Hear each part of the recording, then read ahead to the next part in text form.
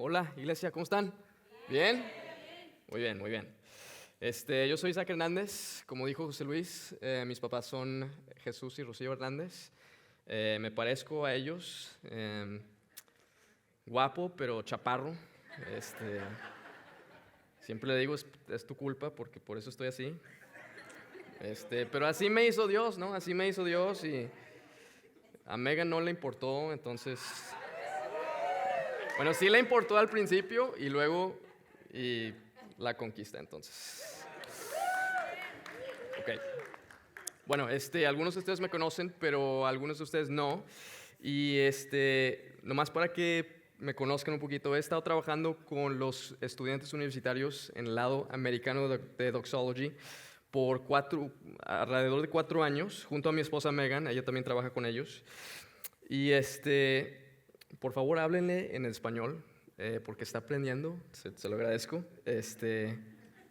No sean malitos. Entonces, pero bueno, sí, hemos estado trabajando con los universitarios por 4 años, y nomás para que sepan algunas de las cosas que están pasando allá con los universitarios en la iglesia americana. Cada agosto tenemos una campaña para alcanzar a estudiantes. O sea, regresan al campus y hacemos esta campaña para alcanzarlos. Y el mes pasado tuvimos a 4 estudiantes que aceptaron a Cristo, sus vidas transformadas. Sí, son salvos. Dios me dio el privilegio de ver uno en persona, pero claro que ustedes ven eso en un solo fin de semana aquí, entonces, pues, gloria a Dios. Sí, entonces, no, pero eso creo que es un testimonio de cómo Dios obra poderosamente en esta iglesia. Dios está cambiando vidas y entonces estar aquí predicando con ustedes, platicando con ustedes, es verdaderamente un privilegio para mí. Y tomo esta oportunidad con mucha humildad, con muchas gracias. José Luis, muchas gracias por invitarme. Me siento a gusto, me siento en casa, con familia. Los quiero mucho. Y que Dios los bendiga. Espero que Dios haga lo que quiera con esta prédica. Entonces, Viene, brother, viene. Gracias. Bueno, esta es mi primer prédica, por cierto, en español. Entonces, si me trabo, si me confundo corrígeme, ayúdeme, enséñame gracia. Pero ahí va, vamos. Ok. Bueno, seguimos en esta serie que se llama En tus sueños, in your dreams. Y estamos echando un vistazo en la historia de José y cómo se desarrollaron los sueños que Dios le dio. Para ponernos al día, la semana pasada José Luis habló de que todos somos soñadores. Bíblicamente todos somos soñadores. Y hablamos de la anatomía de un sueño y definimos un sueño así. José Luis lo dijo así. Un sueño es una visión o un sentido de lo que Dios quiere hacer contigo o para ti o a través de ti.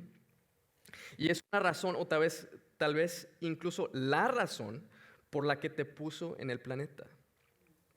Entonces puede ser que soñamos con el tipo, o sea, no sé de qué sueñas, pero puede ser que soñamos con el tipo de matrimonio que queremos tener o el tipo de diferencia que podríamos hacer en el mundo o con nuestros hijos o con nuestros nietos, o el tipo de diferencia que podemos hacer con la plataforma que Dios nos ha dado o la contribución que podríamos hacer al mundo.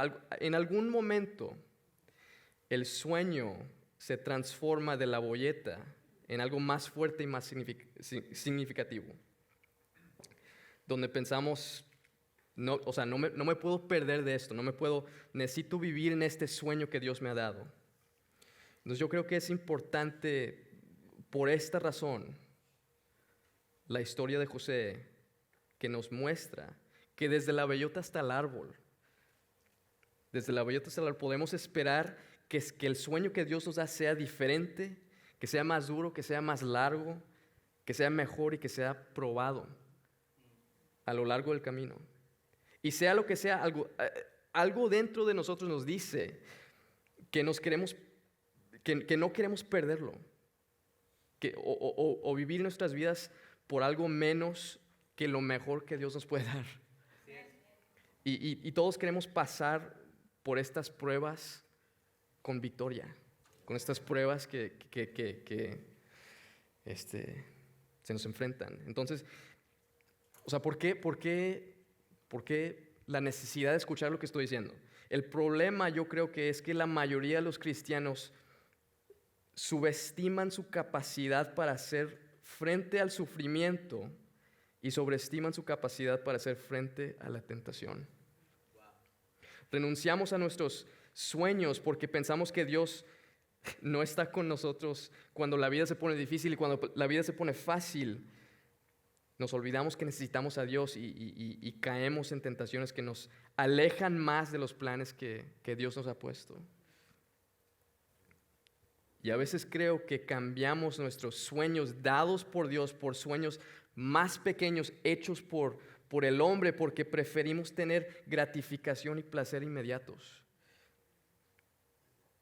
Okay, somos como perros, o sea, tenemos el hueso allá en el patio, pero ahí sigue el carro y ahí nos vamos. Y nos distraímos. Y nunca paran los carros. Y ahí vamos. Vivimos nuestras vidas como si Dios no estuviera con nosotros. No es así como vemos a José viviendo su vida. Okay, en temporadas de abundancia, en temporadas de escasez. Entonces hoy vamos a estar en Génesis 39. Específicamente vamos a hablar sobre algunas de las preguntas que nosotros,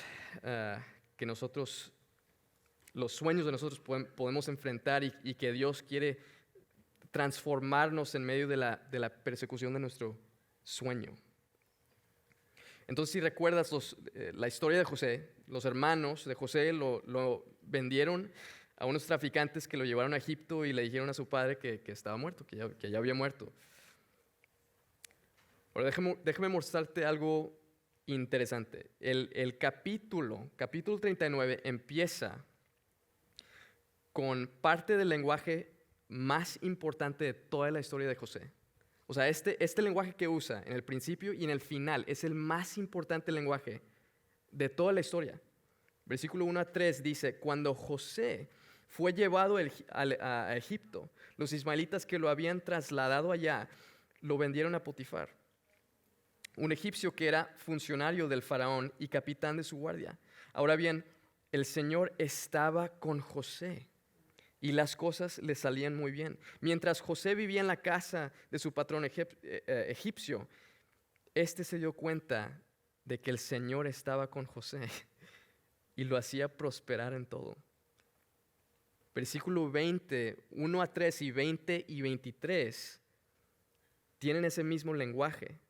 Y 20 y 23 dice: mientras José estaba en prisión, como el Señor estaba con José y hacía prosperar todo lo que él hacía, el guardia de la cárcel no se preocupaba de nada de lo que dejaba en sus manos. ¿Qué significa esto? ¿Qué significa Dios estaba con José? Ese es el tema del capítulo. De esto se trata todo. Y es irónico que dice esto porque el capítulo 39 contiene algunos de los sufrimientos más profundos de José. Este capítulo es el único capítulo en la historia de José donde Dios usa el nombre del pacto de Dios que es Yahweh o Jehová.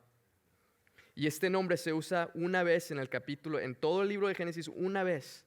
En cada capítulo hasta el capítulo 36, con excepción del capítulo 1 y 26, pero no solo es un nombre, o sea, es un nombre, es el nombre de pacto, o sea, significa algo. El nombre de Yahweh significa su pacto de fidelidad con su pueblo, el pueblo de Israel, y nosotros, en medio de sus pruebas más profundas. Y creo que el texto está tratando de mostrarnos que Dios está con José en sus tiempos de florecimiento y en sus tiempos de sufrimiento. Okay, todo lo que está pasando aquí, todo lo que está pasando en el capítulo 39, tiene un propósito que no hubiera sucedido sin Dios. Ahora, lo que sucede en el medio, es como José sigue a Dios y esencialmente quiere mantener segura la integridad del sueño de Dios. Y creo que podemos aprender algunas lecciones valiosas de esta historia. Entonces, empezando en versículo 4, versículo 4. Dice, José le ganó la confianza a Potifar, y éste le nombró mayordomo de toda su casa y le confió la administración de todos sus bienes. Por causa de José, el Señor bendijo la casa del egipcio Potifar a partir del momento en que puso a José a cargo de su casa y de todos sus bienes. La bendición del Señor se extendió sobre todo lo que tenía el egipcio, tanto a la casa como en el campo. Por eso Potifar dejó todo a cargo de José y tan solo se preocupaba por lo que tenía que comer. ¿Qué nos enseña este texto? ¿Qué nos enseña estas palabras? Yo creo que lo que nos enseña es que José mantiene la integridad del sueño que le ha dado Dios, incluso cuando está floreciendo. Ahora, parece que mientras José está sufriendo como ser esclavo, Dios al mismo tiempo está con él y José tiene un tiempo de florecimiento. José puede ganarse el favor de un hombre pagano, de un hombre egipcio, que no tiene concepto del único Dios verdadero. O sea, es crazy. El versículo 5 es de particular importancia porque cuando dice a cargo, Potifar le dio a cargo. Creo que es mejor decir en sus manos. O sea, todo lo que le dio está en sus manos. Y eso es importante más adelante, les digo. Pero también dice que es un capataz, que José es un capataz. Dice que José supervisa la tierra. Y imagínate esta escena. Yo pienso que esta escena es como un rancho enorme. Con muchos activos diferentes. Y no olvidemos también que José todavía es un esclavo. Por lo que este tipo de autoridad que le ha dado es asombrosa. Y desafortunadamente, creo que esta parte de la historia de José sale mal para muchos de nosotros hoy. Porque este nivel de poder, este nivel de poder no se maneja fácilmente. Okay, está en la parte José está en la parte superior del organigrama. O sea, no hay nadie más que él, no hay nadie más poderoso, no, o sea, él tiene control de todo. Okay, no tiene nadie quien le mire por encima del hombro. ¿Y cuántas veces hemos visto a hombres hoy en día de Dios fracasar a lo largo de los años debido a su fama o porque no tenían responsabilidad? Okay, José tenía una plataforma importante y eso viene con mucha presión. Estoy seguro que algunos de ustedes han sentido eso. Pero aún en eso vemos que se le encomienda algo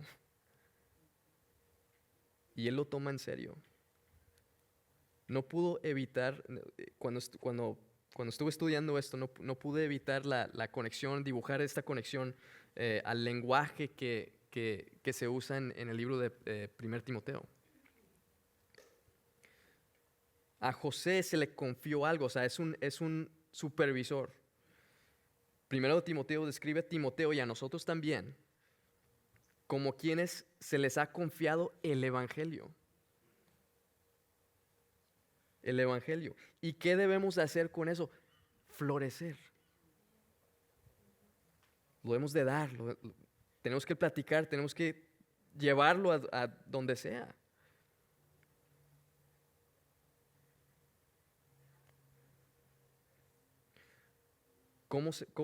¿Cómo se aplica esto a nosotros? Okay, puede ser sencillo, creo. Puedes o no estar viviendo, o sea, ustedes pueden estar viviendo en el sueño que Dios que te ha dado, o quizás no.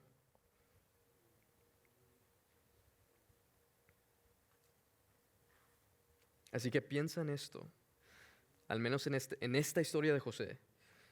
Mientras Dios protege su promesa a su pueblo y por medio de su pueblo bendice las naciones hasta lo último de la tierra, ¿a quién usa? ¿A quién usa? ¿Dónde lo coloca Dios? José no es un predicador de una iglesia. Es una persona joven con regalos, esta palabra, empresariales, que está posicionada en una organización secular. Ok, eso suena mucho como nosotros ahorita en esta sala. Muchos de nosotros ahorita en esta sala, adolescentes, estudiantes universitarios, esto es para ti. Adultos, les encomendó su barrio, la gente que está alrededor de ti. Les encomendó su negocio, si tienes un negocio, su esposa, sus hijos que tal vez no creen en Cristo, no conocen a Cristo. Para eso te lo dio.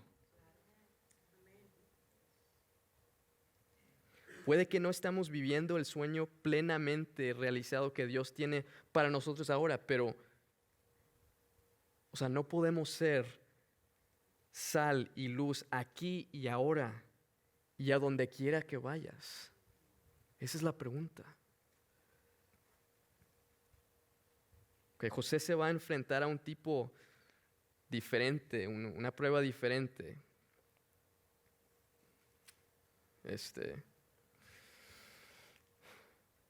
A medida de este pasaje que vamos a leer, aquí es en donde se convierte en una telenovela. Okay. Entonces vamos a leer el versículo 6. Y dice, José tenía muy buen físico y era muy atractivo. William Levy, exactamente. ¿Por qué te ríes? No es cierto. Te amo, mami, te amo. Ok.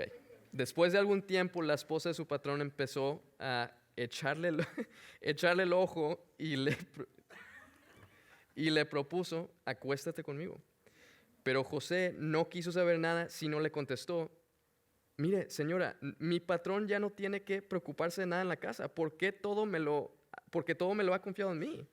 En esta casa no hay nadie más importante que yo. Mi patrón no me ha negado nada, excepto meterme con usted, que es su esposa. ¿Cómo podría yo cometer tal maldad y pecar así contra Dios? Y por más que ella lo acosaba día tras día para que se acostara con ella y le hiciera compañía, José se mantuvo firme en su rechazo.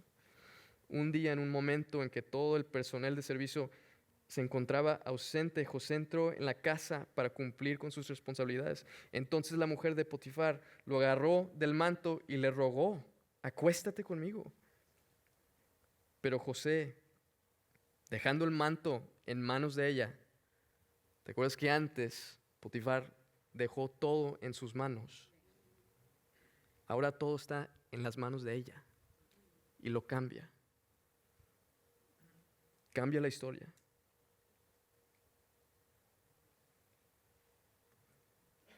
José, dejando el manto en manos de ella, salió corriendo de la casa. Al ver que él había dejado el manto en sus manos y había salido corriendo, llamó a los siervos de la casa y dijo, miren, el hebreo que nos trajo mi esposo solo ha venido a burlarse de nosotros. Entró a la casa con la intención de acostarse conmigo, pero yo grité con todas mis fuerzas. En cuanto me oyó gritar, salió corriendo y dejó su manto a mi lado. La mujer guardó el manto de José hasta que su marido volvió a su casa. Entonces le contó la misma historia. El esclavo hebreo que nos trajiste quiso aprovecharse de mí. Pero en cuanto grité con todas mis fuerzas, salió corriendo y dejó su manto a mi lado. Cuando el patrón de José escuchó de labios de su mujer cómo le había tratado el esclavo se enfureció. ¿Qué nos enseña este texto? ¿Qué nos enseña lo que Dios nos quiere decir? Yo creo que José, lo que nos quiere enseñar es que José mantiene la integridad del sueño que Dios le dio, incluso en la tentación. Okay, la tentación es el placer, es nuestro apetito. Y para José, un hombre joven, y bien parecido, no es difícil ver porque la vulnerabilidad, muy difícil palabra, sería el apetito sexual. Pero esto es cierto porque para nosotros, con cualquier tipo de apetito, en cualquier etapa de la vida, desde comer en exceso, comer por estrés o hasta algún otro tipo de sustancia o estimulante, hasta el apetito por la información, desde los chismes hasta el apetito por actualizar constantemente las redes sociales o las noticias por el cable con miedo de que te vas a perder algo. Todos esos pueden ser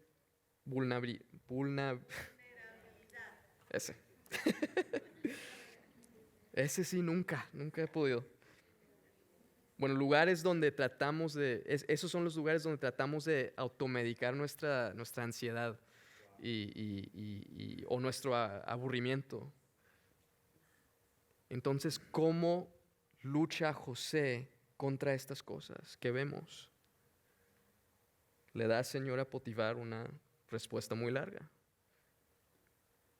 Dice, mire señora, mi patrón ya no tiene que preocuparse de nada en la casa porque todo me lo ha confiado en mí. En esta casa no hay nadie más importante que yo. Mi patrón no me ha negado nada excepto meterme con usted, que es su esposa. ¿Cómo podría yo cometer tal maldad y pecar así contra Dios? Yo veo que José nos muestra 3 claves principales para mantener la integridad, especialmente en este sueño que le ha dado Dios a José. Primero es la gratitud. Que José está fijo en sus bendiciones, no en su carencia. Hay mucho mal con la historia de José en este punto. Está muy lejos de su sueño en este momento y es fácil pasarlo por alto porque es lo que enfatiza, incluso al hablar con la esposa de Potifar. Su enfoque no es en lo que ha retenido, está en todo lo que ha dado. De hecho dice, nada ha sido retenido excepto a ti. Lo cual hasta eso no es completamente cierto porque su libertad ha sido retenida, es esclavo. Su familia ha sido retenida, pero ahí no está la mente de José. O sea, José no está pensando esas cosas. Y es una de las razones por las que su vida se sostiene en este momento. De hecho, si piensas en el primer libro de la Biblia, Génesis, capítulos 1 a 3, tienes la historia exactamente opuesta. Dios le dice a la pareja original, es todo tuyo, todo es para ti, excepto ese árbol. Y su perspectiva Adán y Eva la perspectiva se centró en lo que estaba prohibido en lugar de la abundancia que era de ellos. Y es lo que el enemigo aprovecha para llevarlos a su colapso. La gratitud. Segunda clave principal, José entiende la gravedad de su situación. José reconoce que esta situación tan grave sería el error. Pero él sabe, Dios está con él. Que Dios lo ve. Incluso cuando pensamos que nuestro pecado puede permanecer en secreto y no afectará a nadie, o tal vez es justificable como lo hizo la esposa de Potifar al excusar a las guardias, o sea, nadie se hubiera enterado. Pero lo que permanece es que sigue siendo una rebelión personal y una ofensa a Dios. José no se atreve a pecar contra el Dios que ve todas las cosas. Tercera clave principal. José coloca barandillas.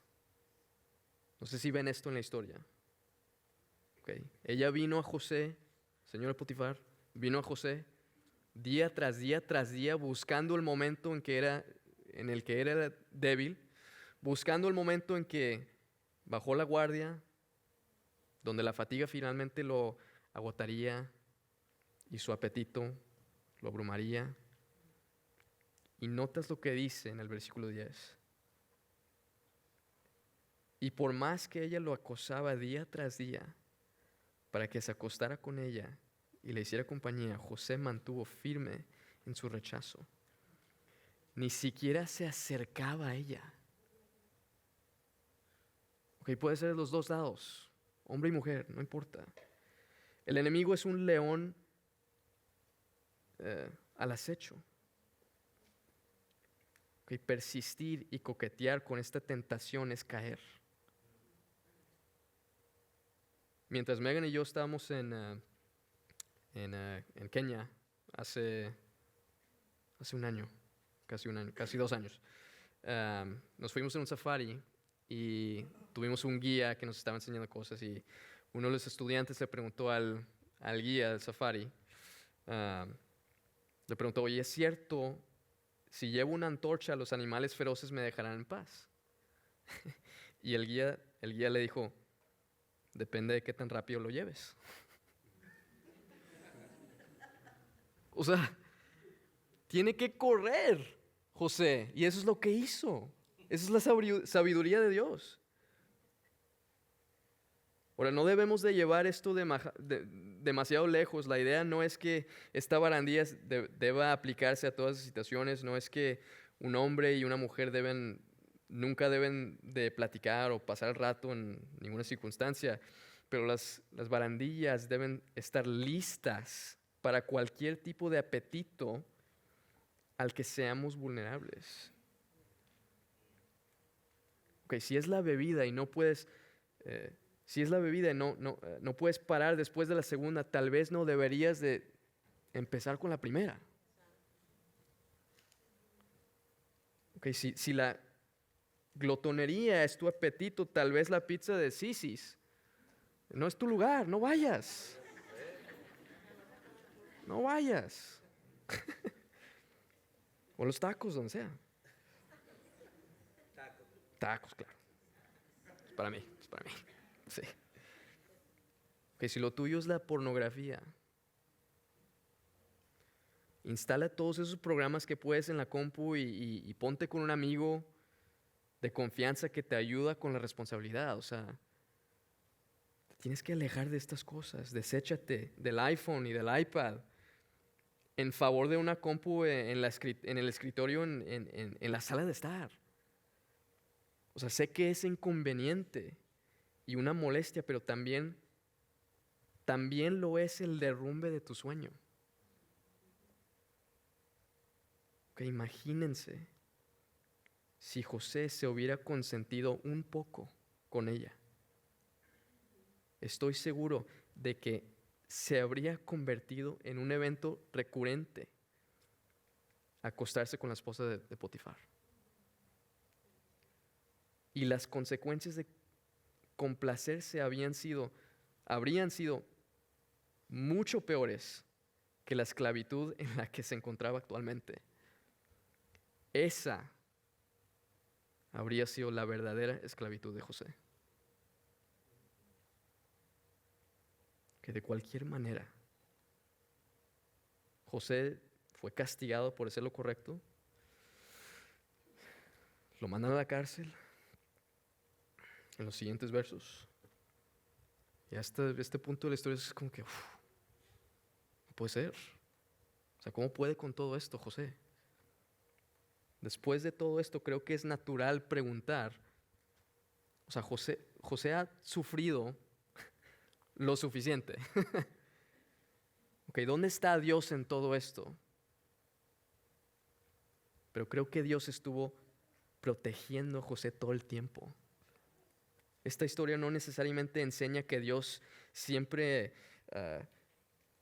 intervendrá, pero tengo que preguntar por qué su castigo no fue más severo. O sea, lo echaron en la cárcel, pero lo más probable o lo más normal era que lo mataran. Por lo general, un delito como ese justificaba la pena de muerte. Okay, ¿dónde estaba Dios en todo esto? Vamos a leer el versículo 21. El Señor estaba con él y no dejó de mostrarle su amor. Okay, sabemos cómo termina esta historia. Tiene la oportunidad de conocer al faraón y salvar a muchas naciones, pero aún no conocemos el final de nuestra historia, de nuestro sueño. Lo que significa que no tienes idea de lo que está en el equilibrio cuando se te enfrenta a una decisión que tomarás hoy y que nadie más verá. Que no tienes idea de lo que no tienes idea de lo que evitará esa decisión, o lo que allanará el camino para que Dios haga. Entonces te pido que eliges vivir con gratitud. Elige vivir con gravedad. Elige vivir con barandillas. Porque la mayor amenaza para un sueño que aún no puedes ver es una decisión como la de José, que nadie más verá ahora. La que no tomó. Y de hecho, porque José vivió así, tenemos esperanza para la pregunta que algunos de nosotros probablemente estamos preguntando hoy. ¿Qué pasa si este mensaje ya es demasiado tarde para mí? ¿Qué pasa si ya fallé la prueba, me acosté con la chica, tuve la aventura, me robé el dinero? Soy un esclavo a la sustancia. Puede haber consecuencias de ese colapso, pero la gracia está disponible para ti. Okay. Y en parte a través de la historia de José. La promesa de Dios se mantuvo incluso cuando Abraham, Isaac y Jacob fallaron. El Dios de José está en el negocio de restaurar sueños y redimir gente rota, colapsada. Hay esperanza para ti, para tus sueños desde aquí. ¿Y cómo sé eso? ¿Cómo sé eso al 100%? Sé eso porque hace 2700 años escribió de un profeta. Un profeta escribió sobre el nacimiento de un bebé único. Y hace 200 años esa profecía se hizo realidad. ¿Y cómo llamaron a ese bebé? Emmanuel. El Cristo, Dios con nosotros. Y que Cristo habite entre nosotros, siendo inocente y venciendo la peor de las tentaciones y saliendo victorioso de todas ellas. Ese es Él. Fue condenado a la peor muerte en la cruz a pesar de ser inocente. Y fue más allá de las tentaciones de José. Fue más allá del castigo de José. ¿Cómo? Tomó la muerte en la cruz. Y siendo abandonado en la cruz, Él preguntó: ¿por qué no estás conmigo, Dios? ¿Por qué me abandonaste? ¿Por qué gritó eso?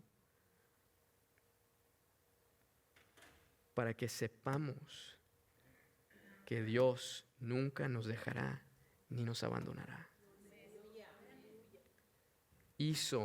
Jesús hizo esa pregunta en nuestro lugar.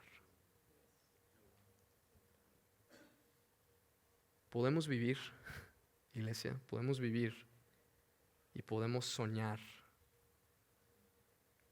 como si fueran reales estas palabras. Dios, te amamos y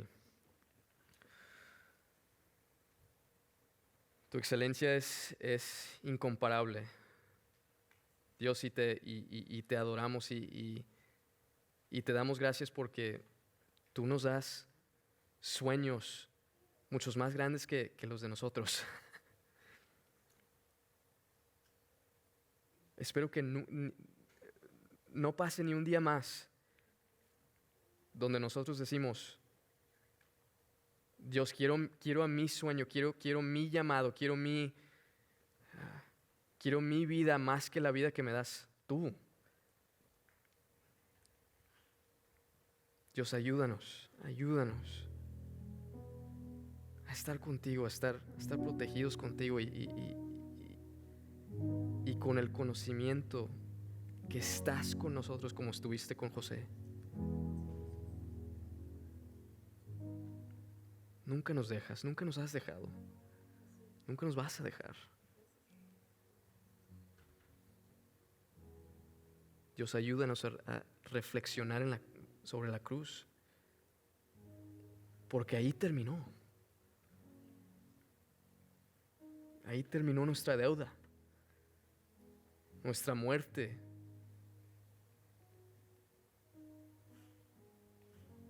nuestra vergüenza. Hay esperanza por la cruz. Los sueños nosotros no tenemos el poder para arruinar el sueño que nos diste. Pero guíanos, Señor. Te amamos, te adoramos. Que tu Hijo sea el Rey de nuestras vidas. Y el Rey de la gente que no te conoce. Que seamos sal y luz para ellos. Te amamos, Cristo.